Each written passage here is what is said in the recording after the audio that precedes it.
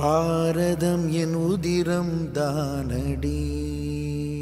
ஐயா, குறிப்பாக இந்தியா பாகிஸ்தான் இரண்டு நாடுகள் நம்முடைய நாட்டுக்கும் இன்னைக்கு ஒரு எதிரி நாடாக இருக்கக்கூடிய பாகிஸ்தானுக்கு இருக்கக்கூடிய பிரச்சனை என்பது இன்று நேற்று அல்ல.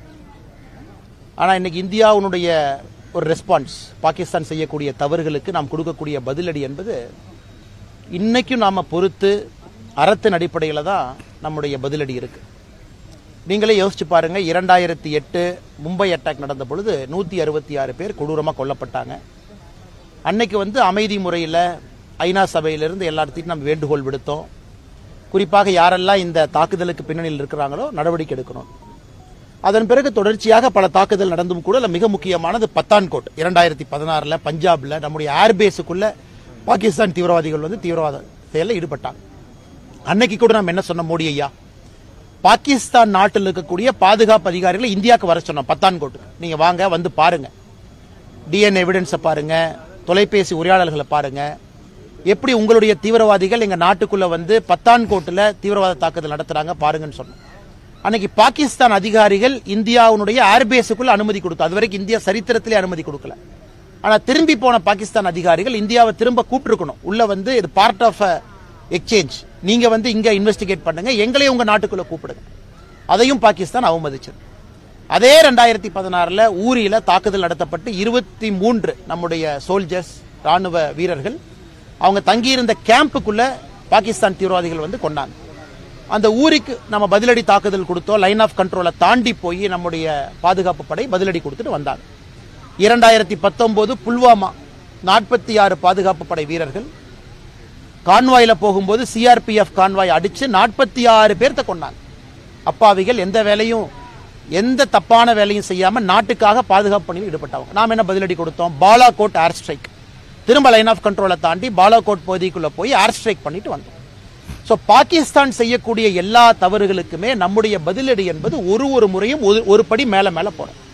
எனக்கு 2025 எல்லாத்தையும் தாண்டி பெகல்காம்ல 26 அப்பாவிகளை, 25 இந்தியர்கள், ஒரு நேபாளர், அதுவும் குறிப்பாக அவங்க எந்த மதத்தை சார்ந்தவங்க, இந்து மதத்தை சார்ந்தவனா அப்படின்னு கேட்டு கொண்டிருக்கிறாங்க.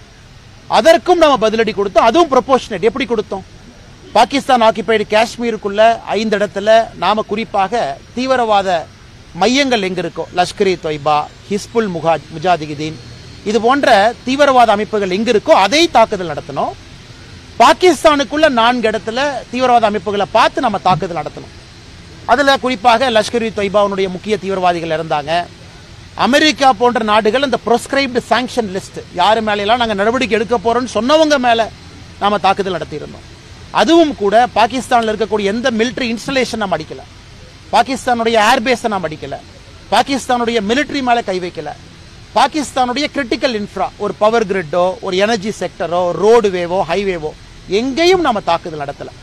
நடத்திய பிறகு நாம் தெளிவாக சொன்னோம், நீங்க நடத்தின தீவிரவாத தாக்குதலுக்கு பதிலாக நாங்க உங்க நாட்டுக்குள்ள இருக்கக்கூடிய தீவிரவாத அமைப்புகள் எங்கிருந்து இந்த பெகல்காம் அட்டாக்க பிளான் பண்ணாங்களோ நாங்க அடிச்சிருக்கோம், நாங்க எக்ஸ்கலேட் பண்ணல அப்படின்னு சொன்னோம். அதன் பிறகு பாகிஸ்தான் என்ன பண்ணாங்க? அப்பாவி பொதுமக்களை பார்த்து டார்கெட் பண்ண ஆரம்பிச்சாங்க. பார்டர் ஏரியால ஷெல்லிங். இன்னைக்கு பாருங்க, காஷ்மீர்ல அசிஸ்டன்ட் கலெக்டர் ரேங்க்ல இருக்கக்கூடிய ஒருவர் கொல்லப்பட்டிருக்கின்றார். பாகிஸ்தானுடைய ஷெல்லிங்ல இன்னைக்கு காலையில் அதிகாலையில் அசிஸ்டன்ட் கலெக்டர், பிளாக் டெவலப்மெண்ட் ஆபீசருக்கு மேல் கிரேட்ல இருக்கிறவங்களை கொண்டிருக்காங்க. 20க்கும் மேற்பட்ட அப்பாவி பொதுமக்களை கொண்டிருக்கிறாங்க. வெறும் ஷெல்லிங், இன்டிஸ்கிரிமினேட். பொதுமக்களுடைய வீடு எங்க இருக்கு அதை நோக்கி ஷெல் பண்ணு, அப்பாவிகள் இறக்கட்டும். அதை தாண்டி கடந்த இன்னைக்கு 13 நாளாக லைன் ஆஃப் கண்ட்ரோலை தாண்டி ஷெல்லிங் நடக்குது.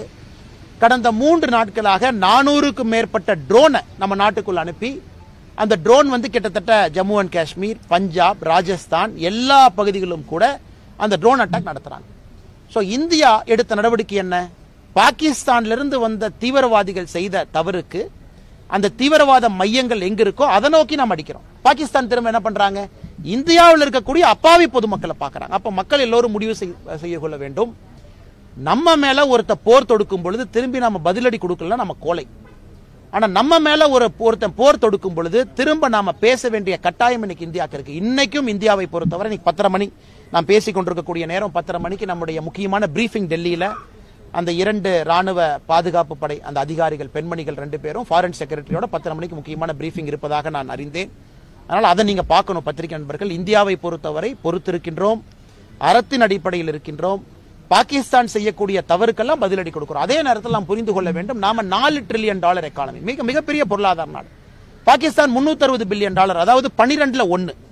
இன்னைக்கு இந்தியாவுடைய மொத்த பொருளாதார உற்பத்தி திறன்ல 12 நாம் இருக்கோம்னா பாகிஸ்தான் 1 இருக்காங்க. சோ பாகிஸ்தானோடு சண்டை போட்டு ஜெயிச்சு நமக்கு ஒன்னும் ஆக போறது கிடையாது. நாம எந்த நாட்டினுடைய ஒரு எல்லையும் பிடிப்பதற்காக இந்த சண்டை போடல. ரஷ்யா உக்ரைன் மாதிரி போர் கிடையாது. நம்ம நாட்டின் மீது நடத்தப்பட்டிருக்கக்கூடிய தீவிரவாத தாக்குதலை வேரோடு அறுத்து எரிய வேண்டும் என்கின்ற நோக்கத்தோடு இறங்கி இருக்கின்றோம். இதுல நம்ம தமிழ்நாட்டில் இருக்கோம். தமிழ்நாட்டில் இருக்கக்கூடிய நம்முடைய பார்வை கொஞ்சம் வித்தியாசமா இருக்கும். பாரத நாட்டின் மீது பற்று நமக்கு இருக்கு. ஆனாலும் நம்ம பார்டரில் இல்ல, நம்ம பாகிஸ்தானுடைய மிசைல் ரேஞ்சில் இல்ல, நம்ம பாகிஸ்தானுடைய ட்ரோன் ரேஞ்சில் இல்ல, நம்ம பாகிஸ்தானுடைய ஷெல்லிங் ரேஞ்சில் 3 இடத்திலும் நம்ம இல்ல. ஆனா இதே இந்தியர்கள், நம்முடைய சகோதர சகோதரிகள் பார்டர் ஸ்டேட்ல இருக்கிறவங்க, ஜம்மு அண்ட் காஷ்மீர், பஞ்சாப், ராஜஸ்தான், அவங்க எல்லாருமே பாகிஸ்தானுடைய மிசைல் ரேஞ்சில் இருக்காங்க, ட்ரோன் ரேஞ்சில் இருக்காங்க, ஷெல்லிங் ரேஞ்சில் இருக்காங்க. இந்த நேரத்தில் ஒரு நாடாக ஒற்றுமையாக நாம் இருந்து நாம் இந்தியர்கள் அனைவரும் ஒரு தாய் பிள்ளையினுடைய மக்கள் என்கின்ற உணர்வோடு நாம் இருக்கணும். எல்லா இடத்திலும் கூட நமக்கு அந்த வேள்வி இருக்கணும். பாதுகாப்பு படைக்கு நாம் கொடுக்கக்கூடிய சப்போர்ட் இருக்கணும்.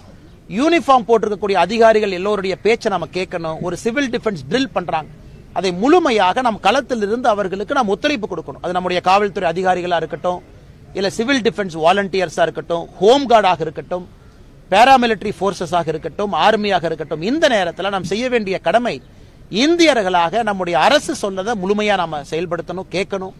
பாதுகாப்பு படை அதிகாரிகள் சொல்றதை நம்ம கேட்கணும், காவல்துறை அதிகாரிகள் சொல்றதை கேட்கணும். நேற்று உதாரணத்துக்கு சென்னையில காவல்துறை ஆணையாளர் கமிஷனர் அருண் அவங்க சொல்லியிருக்கிறாங்க, பொது இடத்துல நாங்க பாதுகாப்பை அதிகப்படுத்தி இருக்கோம். அப்ப நாமளும் கேர்ஃபுல்லா இருக்கணும். பொது இடத்துல பெரிய பெரிய கூட்டமெல்லாம் நம்ம போடுறோம், தேவையா தேவையில்லையா, இந்த நேரத்தில் நாமும் அதை உணர்ந்திருக்கணும். அதே நேரத்தில் பார்டர் ஏரியால நம்முடைய நண்பர்கள் சகோதரர்கள் யார் இருந்தாலும் கூட ஆதரவு வார்த்தைகளை சொல்லணும். சமூக வலைதளத்தில் எல்லோருக்கும் அந்த நம்பிக்கை இருக்கணும். ஆனால் நிச்சயமாக இன்னைக்கு நாளைக்கு இது முடிய போறது இல்லை. மோடி அவர்களை பொறுத்தவரை, பாரத பிரதமர் நரேந்திர மோடி அவர்களை பொறுத்தவரை சங்கல்பத்தோடு களமிறங்கி இருக்கிறாங்க. ஏன்னா 2-3 இடத்துல நம்ம தாக்குதல் நடத்துவதற்கு முன்பு பிரதமர் அவர்கள் மிக தெளிவாக அவருடைய மனதை நமக்கு பிரதிபலிச்சிட்டாங்க. இந்த பூமியில எங்க ஒளிந்திருந்தாலும், பூமிக்கு கீழே ஒளிந்திருந்தாலும் உங்களை தொலாவி பிடிச்சு இல்லாம நான் பண்ணிடுவேன் அப்படின்னு. ஆனால் இந்த போர் என்பது தீவிரவாதத்திற்கு எதிரான போர். இது இன்னைக்கு நாளைக்கு முடியாது. நாம அக்ரெசிவா போகத்தான் போறோம். பாகிஸ்தான் இதன் பிறகு நம்முடைய நடவடிக்கையை பார்த்த பிறகு இந்தியால இன்னொரு அப்பாவி பொதுமக்களுடைய உயிரை எடுப்பதற்கு பலமுறை யோசிக்கணும். அதனால் பத்திரிகை நண்பர்கள், நாம் எல்லோருமே இந்த நேரத்தில் நம்ம ரிப்போர்ட் பண்ணக்கூடிய விஷயம், பேசக்கூடிய விஷயம், செய்யக்கூடிய விஷயம் எல்லாம் கண்ணியமிக்கதாக, அரசுக்கு ஒத்துழைப்பு அளிப்பதாக இருக்க வேண்டும் என்கின்ற தாழ்மையான வேண்டுகோளையும் உங்களுக்கு வைக்கிறேன். பாகிஸ்தானை பொறுத்தவரை நான் இன்னைக்கு ஒரு சாதாரண ஒரு பொதுமக்களாக என்னுடைய உணர்வை நான் பிரதிபலிக்கிறேன். இன்னைக்கு பாகிஸ்தான் அதனுடைய நாடு அதனுடைய கண்ட்ரோல்ல இல்ல. நம்ம எல்லாரும் சொல்லுவோம், ஒரு நாட்டுக்கு ஒரு ஆர்மி வேணும். India has got an army. ஏன்னா பாரதத்துக்கு ஆர்மி வேணும். ஆனா பாகிஸ்தானுக்கு ஆர்மிக்கு ஒரு நாடு. நம்ம நல்லா புரிஞ்சுக்கணும். பாகிஸ்தான் நாட்டுக்கு ஆர்மி இல்ல, பாகிஸ்தான்ல இருக்கக்கூடிய ஆர்மிக்கு ஒரு நாடு. ஏன்னா அங்க இருக்கக்கூடிய ஆர்மி தான் அந்த சிவிலியன் கவர்மெண்ட்டை கண்ட்ரோல் பண்றாங்க. சிவிலியன் கவர்மெண்ட் ஆர்மியை கண்ட்ரோல் பண்ணல. இந்தியாவில் இருக்கக்கூடிய அரசு நாம ஆர்மியை கண்ட்ரோல் பண்றோம். ஆர்மி சிவிலியன் கவர்மெண்ட் கீழே வேலை பார்க்கறாங்க. அதனால நன்றாக புரிந்து கொள்ள வேண்டும், பாகிஸ்தான் இன்னைக்கு அந்த அரசனுடைய கட்டுப்பாட்டில் பாகிஸ்தான் இல்ல. பலுச்சிஸ்தான் அவங்க கட்டுப்பாட்டில் இல்ல. பாக் ஆக்கிபைடு காஷ்மீர் என்ன பிடிச்சு வச்சிருக்காங்களோ அவங்க கட்டுப்பாட்டில் இல்ல. பாகிஸ்தான் நேத்து international monetary fund IMF $1 billion கடன் வாங்கி தான் வண்டியே ஓட்டுறாங்க. நேத்து IMF $1 பில்லியன் கடன் கொடுக்கலனா இன்னைக்கு பாகிஸ்தான் அவங்களுக்கு எலக்ட்ரிசிட்டி கிரிட்ல பவர் ஜெனரேட் பண்ற கூட காசு இருக்காது. அதனால் பாகிஸ்தானை பொறுத்தவரை அது ஒரு பெரிய நாடே கிடையாதுங்க, ஒரு சின்ன நாடு. இந்தியாவுடைய பொருளாதார திறன்ல 12ல் 1 மடங்கு ஒரு பங்கு இருக்கக்கூடிய நாடு. ஆனால் பாகிஸ்தான் அவர்கள் முடிவெடுத்துக் கொள்ள வேண்டும். இந்தியாவோட தொடர்ந்து இந்த மாதிரி ஒரு விஷயத்துக்கு வர்றாங்க, அவங்க எக்ஸ்கலேட் பண்றாங்க, அவங்க சிவிலியனை கொள்றாங்க, அவங்க மிலிட்டரி இன்ஃப்ராஸ்ட்ரக்சர் அடிக்கிறாங்கன்னா பாகிஸ்தான் என்கின்ற நாடு வரைபடத்தில் இருக்காது என்பது உங்களை போன்ற என்னை போன்ற சாதாரண மனிதர்கள். ஏன்னா நம்ம அவ்வளவு பலமா இருக்கும், நம்ம நினைச்சோம்னா பாகிஸ்தானை ஒண்ணுமில்லாம பண்ணிடலாம். ஆனாலும் மோடி அவர்கள் அறத்தின் அடிப்படையில் அந்த போர் இருக்கு. நம்ம பாகிஸ்தானை எந்த இதுவுமே போய் தாக்கலையே. நம்ம மிசைல் விட்டு பாகிஸ்தானுடைய மிலிட்டரி இன்ஃப்ரா எதுவுமே அடிக்கல. அவங்க ட்ரோன் அடிக்கிறதுனால நமக்கு வேற வழி இல்லை. அவங்களுடைய ஏர் டிஃபென்ஸ் சிஸ்டத்தை நம்ம டேக் ஆஃப் பண்ணிருக்கோம். லாகூர்ல இருக்கக்கூடிய சைனா கொடுத்திருக்கக்கூடிய ஏர் டிஃபென்ஸ் சிஸ்டத்தை நாம எதுக்கு அடிச்சோம்? அவங்க ட்ரோனை நம்ம பார்டருக்குள்ள அனுப்புறதுனால அவங்க ஏர் டிஃபென்ஸ் சிஸ்டத்தை நம்ம எடுத்தோம், நாம அடிக்கல. அதனால இப்பொழுதும் பாகிஸ்தான் கையில தான் இருக்கு. இதை அவங்க எக்ஸ்கலேட் பண்றாங்க, இதை மிலிட்டரி கன்ஃபரன்டேஷனாக கொண்டு போறாங்கன்னா என்னை பொறுத்தவரை பாகிஸ்தான் என்கின்ற நாடு வரைபடத்தில் இருக்காது என்பதுதான் என்னுடைய தாழ்மையான கருத்து. இந்த ராணுவ வீரருக்கு ஆதரவா தமிழக அரசு ஒரு பேரணி ஒன்றும் தப்பில்லைங்கண்ணா. நம்முடைய முதலமைச்சராக இருக்கட்டும், இந்தியாவில் இருக்கக்கூடிய எல்லா மாற்றுக் கட்சியை சார்ந்த நண்பர்களாக இருக்கட்டும், உதாரணத்துக்கு சசி தரூர் இன்னைக்கு திருவனந்தபுரத்தினுடைய காங்கிரஸ் எம்பி எவ்வளவு அற்புதமா பேசுறாங்க. இன்டர்நேஷனல் மீடியா எல்லாம் பாருங்க, ஸ்கை நியூஸ்ல, பிபிசியில மிக அற்புதமாக இந்திய அரசு எடுத்திருக்கக்கூடிய நடவடிக்கை என்ன நாம செய்யறோம், எதுக்கு செய்யறோம் அப்படிங்கறத ஒரு காங்கிரஸ் கட்சியை தான் சசி தரூர் அவங்க பார்லிமெண்ட்ல இன்னைக்கு எக்ஸ்டர்னல் அஃபேர்ஸ் அந்த ஸ்டாண்டிங் கமிட்டி சேர்மனா இருக்கிறாங்க. இருந்தும் இன்னைக்கு கட்சியெல்லாம் தாண்டி சசி தரூர் நிற்கிறாங்க. அது நம்முடைய காங்கிரஸ் கட்சியை சார்ந்த சில முதலமைச்சர்களாக இருக்கட்டும், மாற்றுக் கட்சி நண்பர்கள் ஓவாசி எடுத்துக்கலாம். நமக்கும் அவர்களுக்கும் எம்ஐஎம் கட்சியினுடைய தலைவர் எத்தனையோ மாற்று கருத்துக்கள் இருந்தாலும் பாகிஸ்தானை எதிர்க்கக்கூடிய விதத்துல எல்லாரும் ஒன்னா இருக்கிறாங்க. ஆல் பார்ட்டி மீட்டிங்ல எல்லா கட்சியும் ஒன்னா இருக்கிறாங்க, திமுக உட்பட.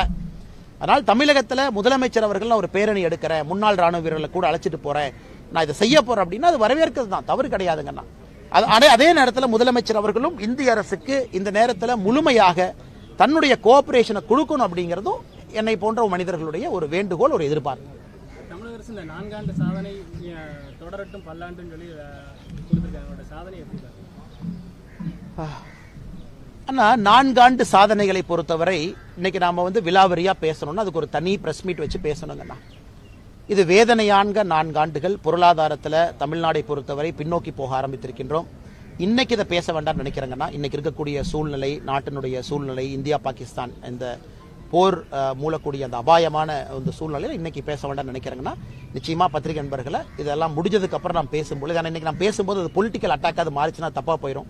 நம்ம ஆதாரத்தின் அடிப்படையில் பேசினாலும் இன்னைக்கு அந்த அரசியல் பேசுறாங்கிற கெட்ட பேர் எனக்கு வந்துடும். நிச்சயமா வருகின்ற காலத்தில் நம்ம இதை பத்தி டீட்டெயிலா பேசுவோம்.